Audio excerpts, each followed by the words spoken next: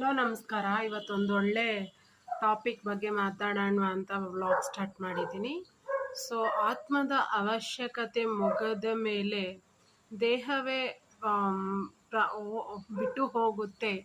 ಇನ್ನು ಜೀವನ ಯಾವ ಲೆಕ್ಕ, ಇನ್ನು ಮನುಷ್ಯನು ಯಾವ ಲೆಕ್ಕ ಅಲ್ಲವೇ ಸ್ನೇಹಿತರೆ? ನೀವು ಒಬ್ಬರ ಜೀವನದಲ್ಲಿ ಅವರ ಆಯ್ಕೆ ಆಗಿದ್ದರೆ ಅವರು ನಿಮ್ಮನ್ನು ತುಂಬ ಕಡೆಗಣಿಸುತ್ತಾರೆ. ಅದೇ ನೀವು ಅವರ ಜೀವನದಲ್ಲಿ ಆದ್ಯತೆ ಆಗಿದ್ದರೆ ಅವರು ನಿಮ್ಮನ್ನು ಒಂದು ಗಳಿಗೆಯೂ ಬಿಟ್ಟು ಇರಲಾರರು. ಒಬ್ಬರ ಜೀವನದಲ್ಲಿ ಆಯ್ಕೆ ಆಗಬೇಡಿ, ಆದ್ಯತೆ ಆಗಿ, ಅಲ್ಲವೇ?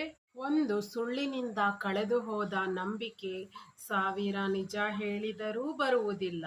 ಬಿಟ್ಟು ಗಂಡನ ಮನೆ ಸೇರಿದ ಹೆಣ್ಣಿಗೆ ಆ ಮನೆಯಲ್ಲಿ ಯಾರ ಪ್ರೀತಿ ಕಮ್ಮಿ ಸಿಕ್ಕಿದರೂ ತನ್ನ ಗಂಡನ ಪ್ರೀತಿ ಸಿಕ್ಕರೆ ಅವಳು ಎಲ್ಲ ಕಷ್ಟವನ್ನು ಮರೆಯುತ್ತಾಳೆ.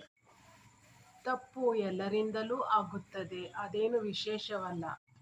ಅದನ್ನು ಎಷ್ಟು ಬೇಗ ತಿದ್ದುಕೊಳ್ಳುತ್ತೇವೆನ್ನುವುದೇ ಮುಖ್ಯ, ಅಲ್ಲವೇ? ಅಲ್ಲಿಯೇ ಶ್ರೇಷ್ಠ ಕನಿಷ್ಠಗಳ ವ್ಯತ್ಯಾಸವೂ ಗೊತ್ತಾಗುತ್ತದೆ, ಅಲ್ಲವೇ? ಅವರವರು ಮಾಡಿದ್ದು ಅವರವರೇ ಅನುಭವಿಸುತ್ತಾರೆ, ಅದು ಒಳಿತಾಗಲಿ ಅದು ಕೆಡುಕಾಗಲಿ, ಅಲ್ಲವೇ? ನಾವು ಯಾರಿಗೂ ಏನು ಬಗೆಯದೆ ಏನು ನೆನೆಸದೆ ಸುಮ್ಮನೆ ಕಾದು ನೋಡಬೇಕಷ್ಟೇ. ಇನ್ನೊಬ್ಬರ ನೆಮ್ಮದಿಗೆ ಬೆಂಕಿ ಹಚ್ಚಿ ನಾನು ಖುಷಿಯಾಗಿರ್ತೀನನ್ನೋದು ಶತಮೂರ್ಖತನ.